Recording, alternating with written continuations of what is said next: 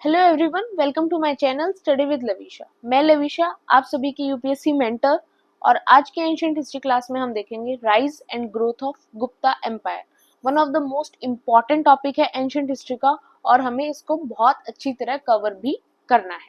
तो चलिए स्टार्ट करते हैं। पहले थोड़ी सी स्टोरी देखते हैं। गुप्ता एम्पायर कब इस्टेब्लिश हुआ? कुषाण एम्पायर के डिक्लाइन के बाद।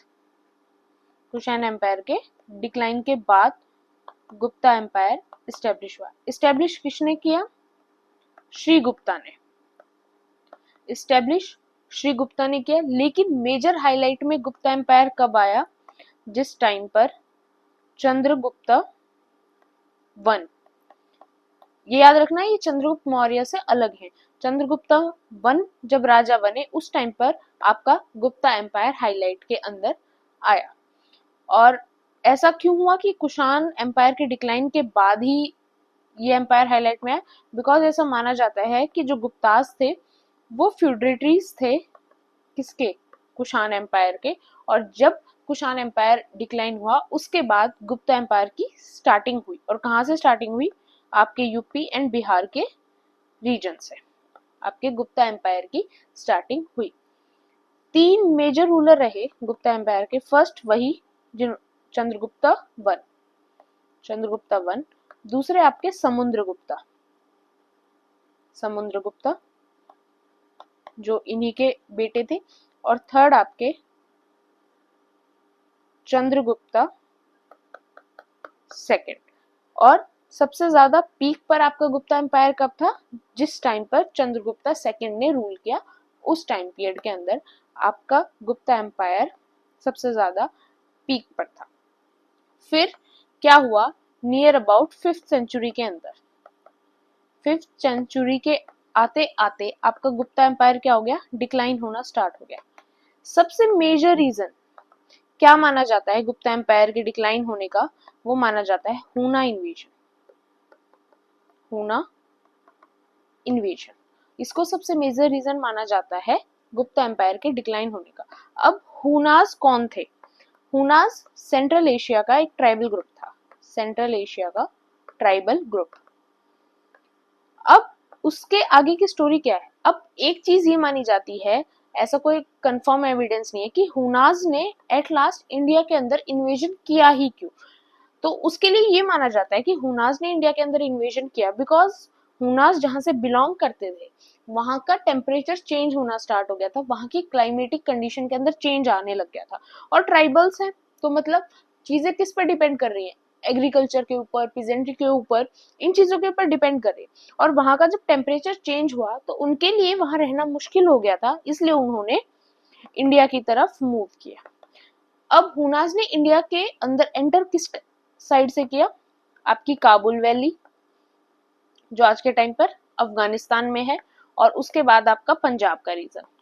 पंजाब वो पंजाब नहीं जो आज के टाइम पे इंडिया में, जो पाकिस्तान के अंदर है आज के टाइम पे पंजाब का एरिया, फिर उस एरिया के अंदर और फिर आगे के इंडिया के एरिया को कवर किया। और कहाँ तक क्या क्या कवर कर पाए? राजस्थान और थोड़ा सा आपका यूपी का रीजन तक वो पहुंच पाए।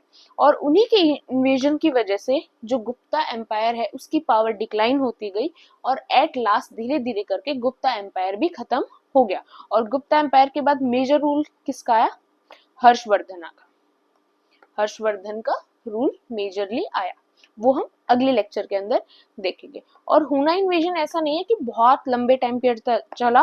हुनाज आए नियर अबाउट आपकी जो 5th सेंचुरी है वो हाफ कंप्लीट हो चुकी थी, उसके बाद हुनाज ने एंटर किया। 50 to 60 ईयर्स इन्होंने रूल किया। और फिर 6th सेंचुरी के स्टार्टिंग में क्या हुआ? कुछ रूलर्स ने एक अलायंस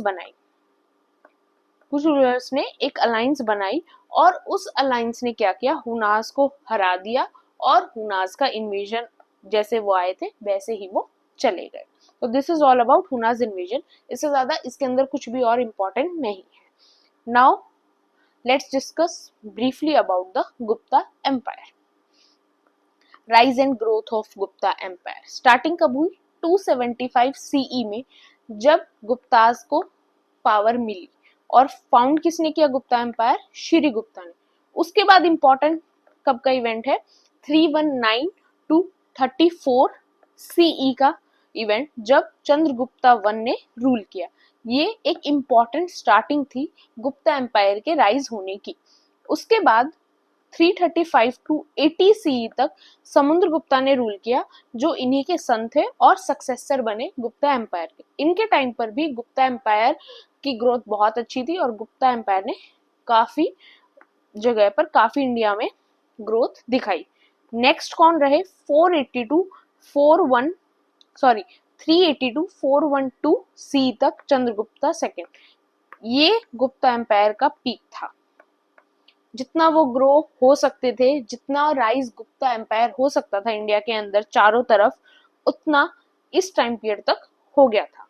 अब यहाँ से उनका डिक्लाइन स्टार्ट हुआ, बिकॉज 5th सेंचुरी में क्या हुआ? हुना इन्वेजन हुआ, जिससे जो सकंद गुप्ता उस टाइम के राजा थे, उनके रीन का रूल का एंड हुआ और 550 तक आते आते गुप्ताज का कंट्रोल यूपी और बिहार से चला गया था।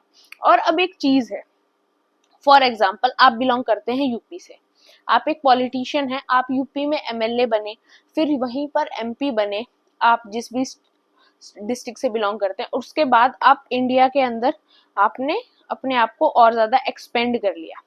अब एक चीज मानी जाती है, आप चाहे कहीं पर एक्सपेंड कर लो, पर जो आपकी खुद की जगह है जहां से आपने कोई चीज शुरू किया, अगर आपने वही पावर को खत्म कर दिया, वहीं से आपकी पावर चली गई, तो धीरे धीरे आप हर जगह से ही चले जाओगे। वही गुप्ताज के साथ हुआ। जैसे ही उन्होंने बिहार और यूपी, जो उनका मेन एरिया था, जहां से उन्होंने रूल स्टार्ट किया था, जहां सबसे ज्यादा उन्होंने रूल किया, वहां से उनका जैसे ही कंट्रोल गया, उनका डिक्लाइन स्टार्ट हो गया। और उनका डिक्लाइन कब स्टार्ट हुआ? हुनास के इन्वेजन्स के बाद। अब थोड़ा सा बैकग्राउंड जो हमने अभी डिस्कस किया था, that the Gupta empire arose on the ruins of the Kushan Empire. The Guptas were possibly feudatories of the Kushans in UP. ऐसा नहीं है कि ये चीज 100% कहीं बहुत श्योरिटी से लिखी हुई है, बट हिस्ट्री में यही लिखा हुआ है कि यस, पॉसिबल यही है, पॉसिबिलिटी यही है कि वो कुशान्स के फ्यूडेटरीज थे। And the original kingdom of the Guptas comprised UP and Bihar at the end of the 3rd century. And note क्या है, that early Gupta coins and inscriptions are largely found in UP. Because सबसे starting की चीजें कहाँ मिली है Gupta empire की? UP के अंदर मिली है। इसका यही मतलब है कि वो स्टार्टिंग में स्टेब्लिश सबसे पहले कहाँ हुए थे? यूपी और बिहार के रीजन के अंदर। The Gupta's enjoyed certain material advantages. अब वो सेम मटेरियल एडवांटेजेस जो मगधा एम्पायर ने भी को भी मिली, फिर मौर्यन को भी मिली, बिकॉज रीजन उनका भी वही था, तो वो same material advantages Gupta empire को भी मिली। बिकॉज यूपी और बिहार की जो लैंड थी वो काफी फर्टाइल थी, आज भी काफी फर्टाइल है, सेम उस टाइम पे भी बहुत फर्टाइल थी, एक बहुत अच्छी लोकेशन थी जहां से आप एक्सपेंड भी बहुत इजीली कर सकते हो चारों तरफ इंडिया के अंदर। और कुछ एडवांटेजेस उनको इस चीज की मिली कि उस टाइम के ऊपर जो रोमन एम्पायर के साथ ट्रेडिंग रिलेशंस थे इंडिया के, वो भी बहुत अच्छे थे। ये चीज हमने लास्ट क्लास के अंदर भी देखी थी, जब हमने चोलास, चेरास, पांड्यास को डिस्कस किया कि रोमन एम्पायर के साथ जो ट्रेडिंग रिलेशंस थे वो बहुत अच्छे थे। तो सेम चीज थी कि नॉर्थ इंडिया के भी रोमन एम्पायर के साथ ट्रेडिंग रिलेशन अच्छे थे, उस चीज का फायदा भी गुप्ता एम्पायर को मिला। अब हमने डिस्कस किया था कि 3 मेजर रूलर थे गुप्ता एम्पायर के, उन तीनों को थोड़ा सा हम ब्रीफली देखते हैं। First one, Chandragupta one. Rule कब तक किया? 319 AD टू 334 AD तक। AD लिखो या C लिखो, बात एक ही है। बिकॉज अब जो नई टेक्स्ट बुक्स पब्लिश हो रही है उनके अंदर आपको C मिलेगा और पुरानी के अंदर आपको AD मिलेगा। और मेनली ऐसा बोला जाता है कि यूपीएससी के लिए आप ओल्ड एनसीईआरटीज और ओल्ड टेक्स्ट बुक को प्रेफर करते हो when it comes to history. Geography के लिए आप अपडेट करते हो, बट हिस्ट्री के लिए आप ओल्ड को प्रेफर करते हो। He was the first important king of Gupta empire. वैसे फर्स्ट किंग कौन थे? श्रीगुप्ता। और अगर इंपॉर्टेंट की बात करी जाए तो कौन थे? आपके चंद्रगुप्ता वन। उन्होंने शादी की एक लिच्छवी प्रिंसेस से, जो कहां से थी? नेपाल से थी, जिनसे उनकी पावर एक्सपेंड होना स्टार्ट हुई। माना जाता है कि वो वैश्य कम्युनिटी थे, जो गुप्ता एम्पायर के रूलर्स थे वो वैश्य कम्युनिटी से थे। और जब एक चीज होती है ना कि आप अगर कम हो उस टाइम के कास्ट सिस्टम के हिसाब से, और फिर अगर आप अपने से अपर लेवल पे शादी करोगे तो आपकी प्रेस्टीज के अंदर इंक्रीज होगा। वो सेम चीज इन्होंने भी देखी कि वैश्य कम्युनिटी से थे और इन्होंने शादी एक क्षत्रिय फैमिली के अंदर की, जिससे इनकी प्रेस्टीज के अंदर इन्हांसमेंट आई। और इन्होंने अपने आप को एक टाइटल दिया महाराजा धीराज, और गुप्ता एम्पायर का राइज और ग्रोथ की एक अच्छी स्टार्टिंग हुई। देन कम्स टू समुद्रगुप्ता, जो इन्हीं के सन और सक्सेसर बने, जिन्होंने रूल किया 335 एडी टू 380 एडी तक। इनके बारे में सबसे इंपॉर्टेंट चीजें ये हैं कि एक तो इनके कोर्ट पोइट थे हरिसेना, जो काफी फेमस रहे उस टाइम पीरियड पे भी, और आज भी इनसे रिलेटेड क्वेश्चन आपको हमेशा मिलेंगे, बिकॉज हरिसेना ने इनके बारे में, समुद्रगुप्ता के बारे में बहुत कुछ लिखा। और सबसे इंपॉर्टेंट इनकी कलेक्शन की बात आए तो वो है आपकी प्रयाग प्रशस्ति। नोट कर लो, यहाँ पर मेंशन नहीं है, प्रयाग प्रशस्ति, ये सबसे इंपॉर्टेंट इनकी कंपाइलेशन थी पोएम्स की। और सब दूसरी चीज, ये पोएम, ये प्रयाग प्रशस्ति को कंपाइल कहाँ किया गया, एक one of the important inscription है आपकी इलाहाबाद इंस्क्रिप्शन, इलाहाबाद इंस्क्रिप्शन, उसके ऊपर प्रयाग प्रशस्ति को कंपाइल किया गया। उस सेम जगह पर आपकी अशोका की इंस्क्रिप्शंस भी हैं, और वहीं पर इस जो प्रयाग प्रशस्ति है इसको भी कंपाइल किया गया। And the Meghavarman, the ruler of Sri Lanka, is believed to have sent a missionary to Samudragupta for permission to build a Buddhist temple at Gaya. गया के अंदर एक बुद्धिस्ट टेम्पल बनाने की परमिशन भी ली, किसने, श्रीलंका के रूलर ने। किसके टाइम पीरियड पे, समुद्रगुप्ता के टाइम पीरियड पे। और एक और चीज important, Napoleon of India, V S Smith ने समुद्रगुप्ता को क्या बोला, नेपोलियन ऑफ इंडिया भी बोला। ये भी एक इंपॉर्टेंट वन है। नेक्स्ट, चंद्रगुप्ता सेकेंड, जहां पर आपका एम्पायर बिल्कुल पीक पर था। The reign of Chandragupta two saw the high watermark of the Gupta empire. He extended the limits of the empire by marriage alliances and conquest. इन्होंने दोनों चीजों का, अब देखो इन्होंने किसका सहारा लिया, मैरिज अलायंसेस का, और उसके सहारे गुप्ता एम्पायर को एक्सटेंड किया। समुद्रगुप्ता ने सबसे ज्यादा किसका सहारा लिया, कंक्वेस्ट का, वॉर्स का।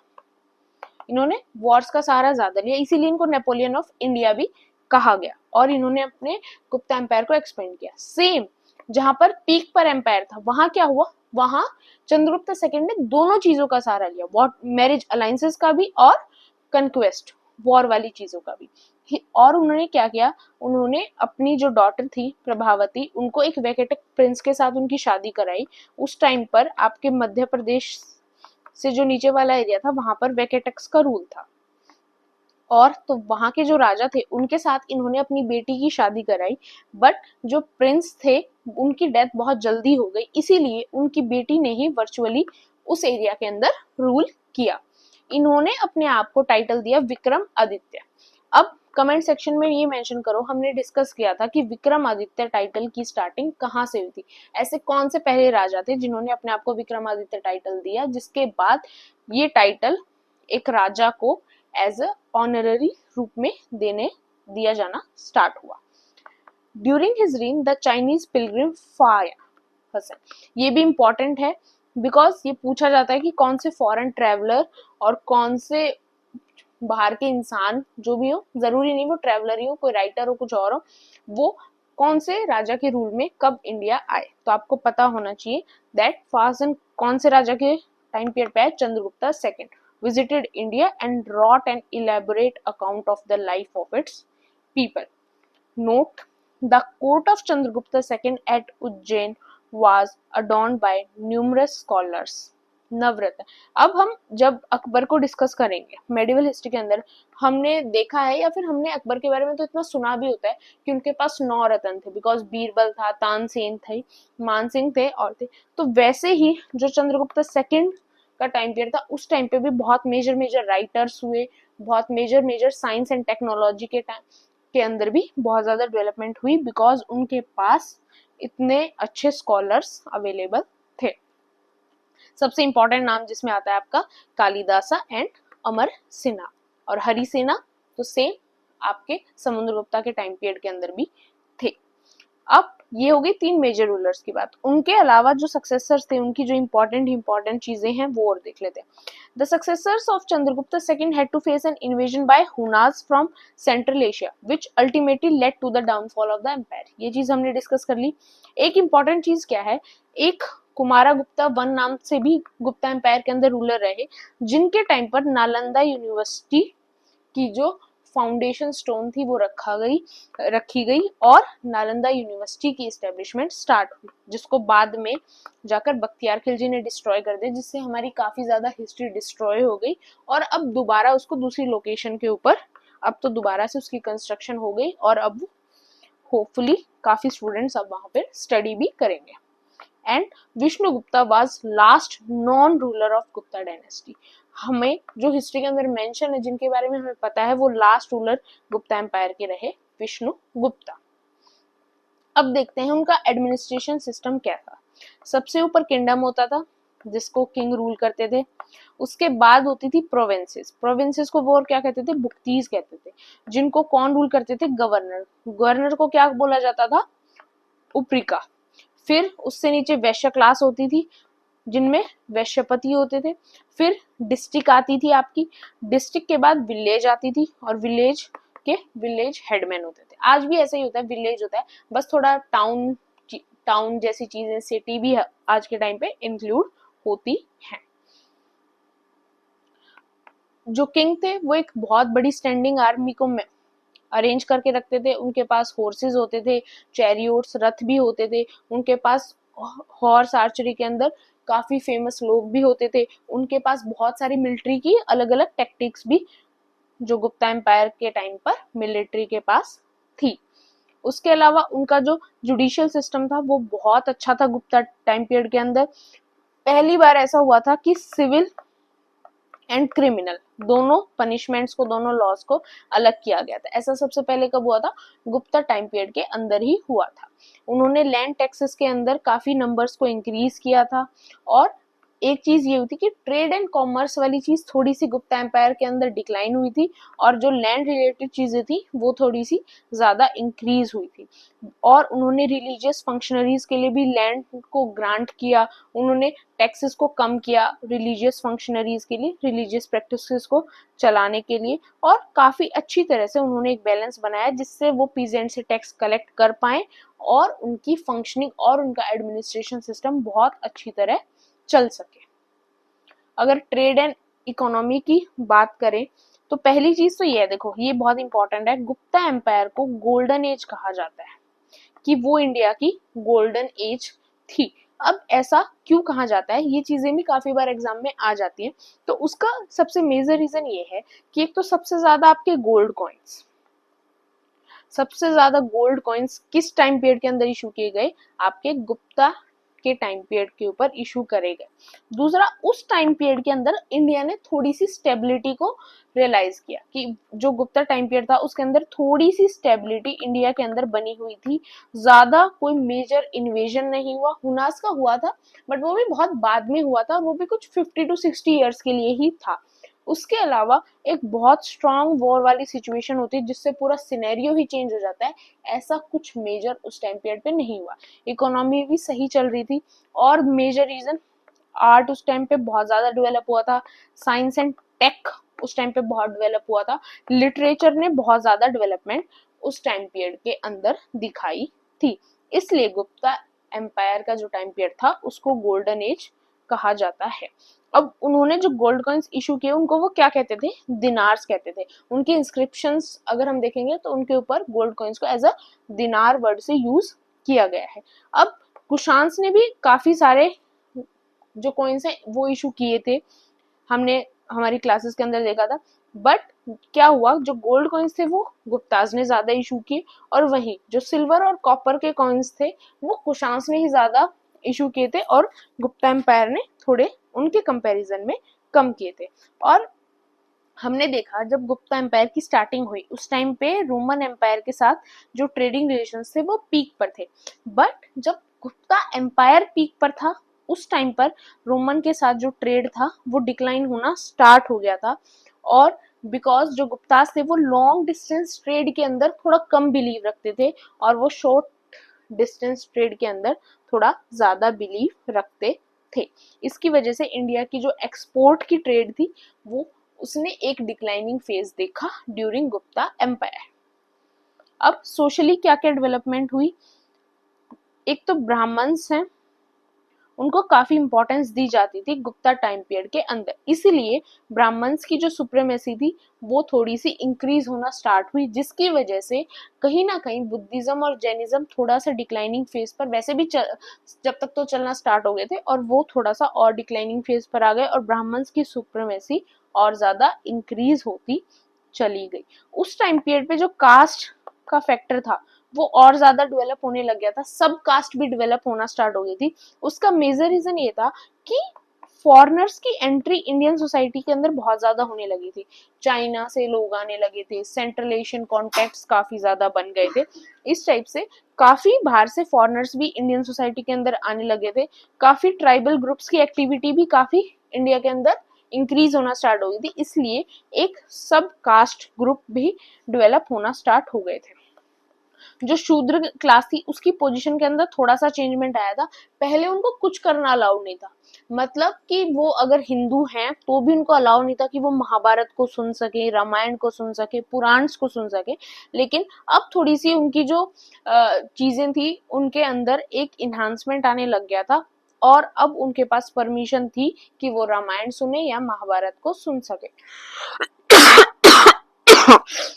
I am sorry. उसके अलावा जो वुमेन की कंडीशन थी वो ये थी कि वुमेन के पास भी परमिशन थी कि वो रामायण महाभारत पुराण को सुन सकती हैं और कृष्णा की वर्शिप्स कर सकती हैं। और जो हायर क्लास की वुमेन्स थी, जो एक रूलिंग फैमिली से बिलोंग कर रही है, रूलिंग क्लास की वुमेन थी, उनको अलाउ नहीं था कि वो कुछ इंडिपेंडेंट अपना कुछ काम करें या फिर किसी ऑक्यूपेशन के अंदर इन्वॉल्व हो सके। साथ ही में एक इम्पॉर्टेंट चीजें ये थी कि जो हम सती प्रथा देखते हैं कि हाँ हस्बैंड की डेथ हो गई तो उसके बाद जो उनकी वाइफ हैं वो भी उनके साथ ही, मतलब उनकी डेथ भी हो जाती है कि उनको भी वो विलिंगली अपने आप सुसाइड कमिट कर लेती थी, जो बेसिकली सती प्रथा में होता है। तो वो सेम केसेस भी हमने फर्स्ट टाइम कब ऑब्जर्व किए थे, गुप्ता एम्पायर के टाइम पीरियड पे ही, कि हस्बैंड की डेथ हुई उसके बाद जो उनकी वाइफ थी उन्होंने खुद की मर्जी से अपनी लाइफ सेक्रीफाइस करना स्टार्ट कर दिया था। तो ये बेसिकली उस टाइम का सोशल स्ट्रक्चर था। अब इंपॉर्टेंट आर्ट के अंदर क्या क्या चेंजेस हुए, समुद्रगुप्ता एंड चंद्रगुप्ता सेकंड दोनों को आर्ट एंड लिटरेचर दोनों चीजों से बहुत ज्यादा प्यार था, इसीलिए उन्होंने काफी चीजों को बिल्ड करवाया। During the Gupta time a life size copper image of the Buddha of more than 6 feet was made and the finest specimen of Buddhist art in Gupta times are the Ajanta paintings, जो आज के टाइम पे आप अजंता के अंदर पेंटिंग्स देखते हो इन Maharashtra. As the Gupta supported Brahmanism, images of Vishnu, Shiva and some other Hindu gods were fashioned for the first time during their period. ये भी important है, इससे पहले हमने देखा कि देखो बुद्धिज्म से रिलेटेड तो चीजें इससे पहले भी डेवलप हो रही थी, स्तूपास डेवलप हो रहे थे, काफी पेंटिंग्स वगैरह, बट जो मेन ग्रोथ हमने देखी विष्णु और शिवा की जो इमेजेस हैं वो, और टेम्पल की जो ग्रोथ होती है वो हमने जो देखी कि हाँ अब उनकी भी इमेजेस जो हैं और अदर गॉड्स जो थे हिंदुज्म के उनकी इमेजेस भी बनना स्टार्ट हो गई थी गुप्ता टाइम पीरियड के बाद। वो आर्किटेक्चर में इतने अच्छे नहीं थे, जैसे हमने हमारी पुरानी क्लासेस में देखा कि कुषाण सा आर्किटेक्चर से रिलेटेड बहुत अच्छे थे, वो चीज गुप्ता एम्पायर के टाइम पर नहीं थी कि वो आर्किटेक्चर में ज्यादा अच्छे नहीं थे, इसलिए उन्होंने ज्यादा टेम्पल स्तूपास या कोई भी ऐसी चीजें को ज्यादा बिल्ड नहीं किया। एक इम्पॉर्टेंट जो उन्होंने स्टार्ट किया था वो आपकी नालंदा यूनिवर्सिटी की ही कंस्ट्रक्शन थी जो गुप्ता टाइम पीरियड के अंदर स्टार्ट हुई। अब लिटरेचर में काफी इंपॉर्टेंट है, भाषा वॉज एन इम्पोर्टेंट पॉइंट, ये आपको याद होने चाहिए, इनकी बुक्स के नाम भी आपको याद करने पड़ेंगे बिकॉज डायरेक्ट पूछे जाते हैं। Bhasha was an important poet in the early phase of the Gupta period. He was the author of a drama called द्राधीरा चतुर्दता, जिसको बाद में कैसे रिफैशन किया गया ये ज्यादा इंपॉर्टेंट है, ये ज्यादा एग्जाम में पूछा जाता है। मिर्च कटिका और you can say little clay cart by Shudraka. Kalidasa, इनका नाम तो मैक्सिममली हमने सुना ही होता है, ये भी काफी उसी टाइम पीरियड, ये उन्हीं के टाइम पीरियड पे थे और एक काफी बड़े पोएट थे क्लासिकल संस्कृत लिटरेचर के, और इन्होंने एक सबसे इम्पोर्टेंट ड्रामा लिखा था Abhijnana Shakuntalam, which is very highly regarded in world level literature. और जो हमारी दो इम्पोर्टेंट एपिक्स हैं रामायण और महाभारत, वो भी इसी टाइम पीरियड पे उनका जो रिटन सोर्स था, रिटन था, वो उसी टाइम पीरियड के ऊपर कंप्लीट हुआ था। और उसके अलावा दो और important one, Panini and Patanjali, इन दोनों, ये दोनों भी किस टाइम पीरियड पे थे, गुप्ता के टाइम पीरियड पे ही थे, और इनकी जो बुक्स हैं लिखी हुई वो आज भी काफी इम्पोर्टेंट है। पतंजलि की सबसे इम्पोर्टेंट बुक है आपकी महाभाष्य एंड योगा सूत्रा, योगा सूत्रास। और पाणिनि की सबसे इम्पोर्टेंट जो हमें पता होनी चाहिए वो है अष्टाध्यायी, अष्टाध्यायी। तो ये दोनों भी हमें याद होनी चाहिए। And this period is particularly memorable for the compilation of Amar Kosha by Amar Simha, who was a luminary in the court of Chandragupta second. ये भी इम्पोर्टेंट है। अब साइंस एंड टेक की बात करें, इन मैथमेटिक्स सबसे इम्पोर्टेंट आर्यभट्ट, जिन्होंने जीरो को इन्वेंशन किया। उनका वर्क था, वो क्या लिखा गया था, उन्होंने क्या लिखा था, आर्य भटिया। एंड और क्या इंपॉर्टेंट है, एक Gupta inscription of AD 448 from Allahabad district suggest that the decimal system was known in India at the beginning of 5th century. ऐसा माना जाता है कि जो डेसिमल सिस्टम था वो भी कब स्टार्ट हुआ था, गुप्ता एम्पायर के टाइम पर ही स्टार्ट हुआ था। And in the field of astronomy a book called Romaka Siddhanta was compiled, its title indicating that it was influenced by Greek and Roman ideas. Bronze image of the Buddha began to be produced on a considerable scale because of the knowledge the Smith had of advanced metal technology. वो चीजें भी इसी time पे start हुई, because अब Gupta empire के time पे जो मेटल की टेक्नोलॉजी थी, मेटल को कैसे यूज करना है, वो चीजें बहुत ज्यादा डेवलप हो गई थी। और इसका सबसे बड़ा एग्जाम्पल है कि यस, गुप्ताज के पास जो मेटल टेक्नोलॉजी थी वो बहुत स्ट्रांग थी, वो उस चीज में बहुत एडवांस थे। उसका सबसे बड़ा एग्जांपल है आपका आयरन पिलर, जो मेहरौली दिल्ली के अंदर है। बिकॉज उसको इतने साल हो गए पर फिर भी उसके ऊपर आज तक कोई प्रॉब्लम नहीं आई है। इसकी वजह से the pillar has not gathered any rust over the subsequent 15th century, which is a great tribute to the technological skills of the craftsmen. तो ये सबसे बड़ा एग्जाम्पल है गुप्तास का। इतना ही बहुत था गुप्ता एम्पायर के बारे में जानने के लिए। नेक्स्ट क्लास के हम देखेंगे हर्षवर्धन का टाइम कैसा रहा, और उसके बाद हम अपनी एंशिएंट हिस्ट्री की क्लास को आगे प्रोसीड करेंगे। एंशिएंट हिस्ट्री ऑलमोस्ट एंड होने वाली है, जैसे ये एंड होगी हम अपनी medieval history and then modern, एक सीक्वेंस के साथ हम हिस्ट्री को कवर करेंगे, ताकि हमारा जो एक फ्लो है हिस्ट्री को लेकर वो अच्छी तरह से बना रहे। अगर आपको वीडियो अच्छी लगी हो, डू सब्सक्राइब माई चैनल। ये PDF चाहिए, PDF टेलीग्राम चैनल पे मिल जाएगी, लिंक आपके डिस्क्रिप्शन बॉक्स के अंदर है। Thank you.